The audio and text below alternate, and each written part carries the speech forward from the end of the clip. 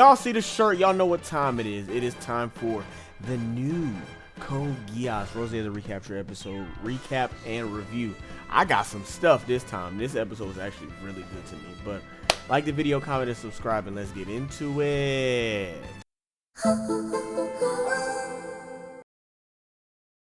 Okay, so the episode starts off disappointingly. I'm just gonna say that right now. I was disappointed with the way the episode started. I was expecting a really big drop from the Damocles, but they was able to, you know, catch it gently and not let it fall on nobody.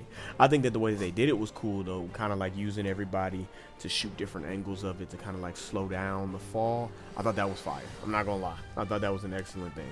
And then they decided, you know, good job everybody, and then go into the opening.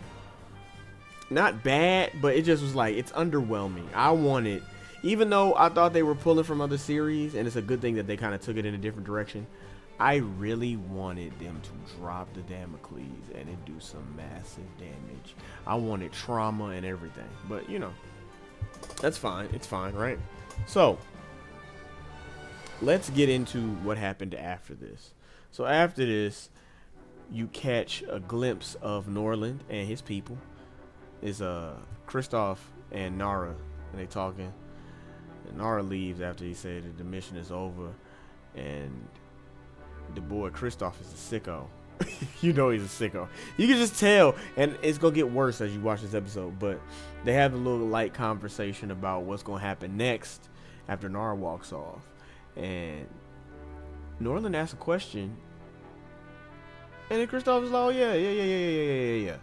The thing that you're asking about right now, you know what I'm saying? We got some people that we can test out. So you don't really know what that means at first. You think that he's just kind of talking. Like, what do you mean? What thing are they referring to? And you don't even know if you're going to see the thing. But when you realize that you did later. After that, they talk about how Roze and Ash are the reason that the 7 shining stars were able to make it as far as they did. They're bigging them up, and then they're like, where they at? Oh nah, they finna go take a break. They finna see my girl Nina off, and then they finna take a break. You know, the characters get a little mad because how dare you take a break and I don't get to take no break. You know what I'm saying? Whatever, that wasn't like serious. But then they show them, you know, seeing Nina off, and old girl from the Black Knights is staying. Everything was cool, everything was great. The Black Knights have a little light conversation about what they're gonna do next. But they mention that the girl that's there doesn't know about Sakuya, and so I don't know if that's important. I might have missed a detail on that particular part. I feel like there was something important there that I just don't remember right this second, but y'all leave it in the comments if y'all remember. So then they get back into Sakuya Sumiragi. No. I'm sorry. Then they give us my favorite character moment. My favorite character moment in this whole thing. And guess who it has to deal with? Catherine Sabasura desu. Einberg Shiro no Queen, Catherine Sabasura desu. Yeah, she's back. And she's explaining to Sakuya / Sakura. It's actually Sakura. How Devok died and all the bad stuff happened. And they have a little exchange where Sakura asks if she can go and help the Japanese people. And Catherine kind of bucks at her like, you don't have no power. You just princess in name only. Like, you're empress in name only. You don't get to tell me nothing. And besides, you doing that is going to make stuff harder for me, or whatever she says. And Sakura replies, wait, so let me make sure I hear this correctly. That don't mean you can't do it, right? And so then she starts getting a little upset, saying you shouldn't talk like this or worry about stuff like this, because that should be for the strong people. To which she says,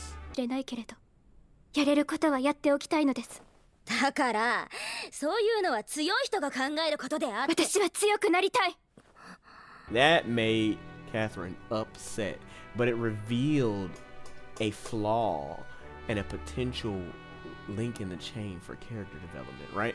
Or at least character writing, just something to show us, because when she left Walter in charge, and she made the comment that you can't disagree with me because I'm stronger than you, right? Setting the stage for what she really believes as her worldview. And so it's natural for us to get something like this. So hopefully we get to see a change. But I don't want to get stuck here because let's go into. Ooh, I made a mistake. I think the cafe stuff was supposed to be first. But it's fine. It's fine. I'll just cover it this way. So let's go into Roze going to the cafe. There's a brief moment where Roze and Kuroto have a moment where we get to actually see Sakuya's mom and dad, right? Like, apparently she felt ill and her daddy was just not a racist, which is amazing. I thought Sherry was this one girl I saw in Code Geass. She got like hair like this. I'm gonna see if I can put the picture up here, but ended up not being that person at all. Which, to the commenter, I don't remember who it is on this exact moment, but you said they didn't ever mention Sherry, and you were 100% correct. She got sick, and then her daddy got gunned down. So Rose's thinking about Ash. You know what I'm saying? They talking about going to visit the graves, and she said, hey, we're gonna move all their graves, you know, when all this battle is over. And Kuroto agrees. She goes into the cafe. You know, she getting naked. Getting naked. They went crazy with the fan service. I'm not gonna show y'all this, but it was like y'all didn't have to go here, okay? Like, it was enough before, but come on, guys. She wakes up and she goes out into a clearly packed area. This is a packed dining room.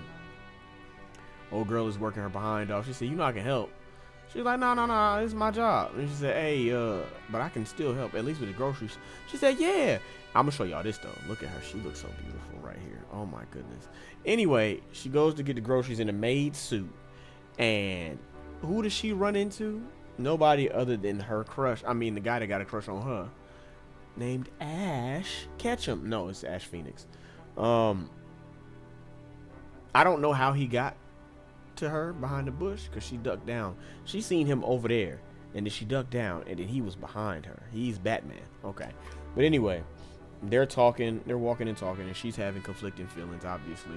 I think she's starting to show like signs of a potential budding relationship with him, maybe, or like, at least she likes him. She like him a little bit, right? But as they're walking, Ash pauses. Hey, get away from see the I ate and I just kind of left the plate right there. I'm sorry. But yeah, Ash sees Nara, and apparently they planned this, but we don't know that until a few minutes after.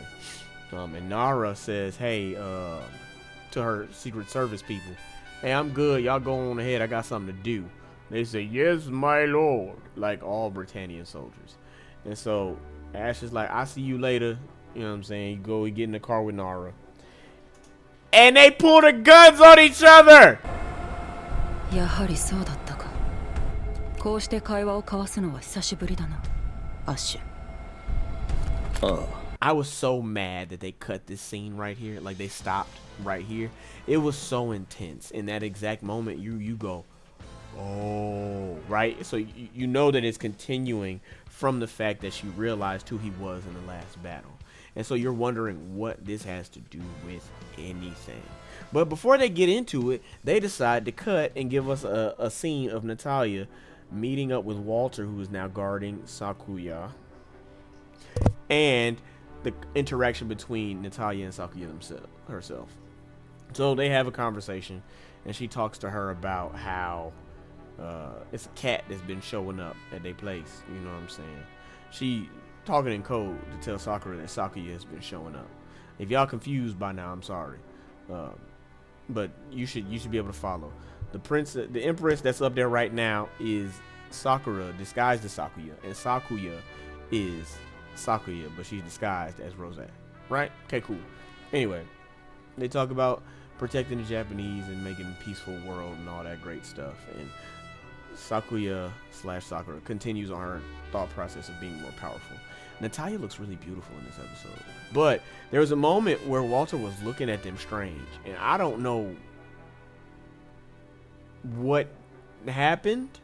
I'll tell y'all at the end. But so then we go back to the car.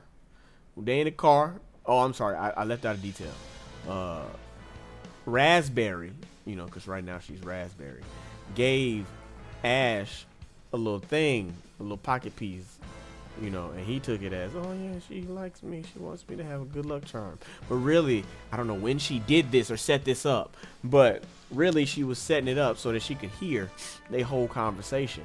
And so they in the van talking. We find out a lot of things. Now this scene would be my favorite if it was more character rich, right? But there's still more mysteries that were created by this scene. So we find out that bro obviously has close connections with Nara. We actually find out they was orphans together, kind of briefly, because she doesn't really like elaborate. We find out that Norland is the reason for something bad that Ash blames himself for, right? We find out that Ash didn't actually kill Jugo. And that's big. That's really big, because this whole time we've been trying to figure out if Roze was going to get the revenge that she seeks, right? And we also find out that Ash is Norland's adoptive son. And when you're listening, Nara says, I know that y'all had a bad time under Norland, right? And I was like, who's y'all? But then I thought it might have something to do with the fact that Ash thinks he has a younger brother, right? But Rose's not really it, right? So, continuing on, he asks her why she joined Norland. She talks about the Lavender House, which is the orphanage that they were at, and how those kids all died. And it seems like that more things like that will happen, but she wants to use her power as a Neo-Britannian officer to protect those children, right? She also talked about the hatred of, you know, Britannians now shifted because of Charles. But what you gonna do, right? You enslave people, people hate you because of it. It just makes perfect sense. It's the cycle of hatred, like Naruto. But anyway, so they both decide that they not gonna back down, and Ash jumps out the car. That scene was so good to me, but it creates this tension because now, without us understanding what's going on, like we don't understand why Ash thinks he murdered Jugo, but we also don't know who actually murdered Jugo. And now Roze has to figure it out. Raspberry, Sakuya, she has to figure it out so that she can get her revenge, because she had a plan. She had something she was gonna do to Ash. She was gonna take him out at the end of all this. But now that's not the case. Okay. After that scene, we move to actual torture.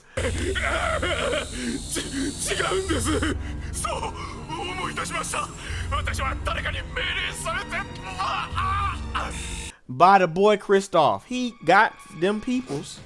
Remember he said earlier, there's some people acting weird because they got the Geass on them. And he got them in a chair strapped down, asking them who told them to do certain stuff. And they're like, I don't remember. Because Geass break your mind a little bit. But there's a person standing in there with them with like some weird hair and a weird looking body. And he said, do it. And then he, wait. I'm sorry. I don't know how they recovered the files from Geass from the old Britannia. Like, I don't understand how they did that. But far be it from me to say it's far-fetched. So that is something that Kristoff is happy about. Then this weird guy, he said, do it. And then weird guy grabbed bro by the face. And then he got this little machine on his eyes. He stick his machine eyes into his eyes. I was like, what's happening here? Why? But then the guy died. And so I can only assume that this is going to happen to more people, because the guy said,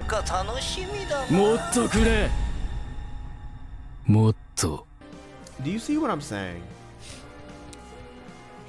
Then after that, we get a little bit more fan service with Sakura taking a bath, thinking about Natalia telling her that Sakuya is at the place.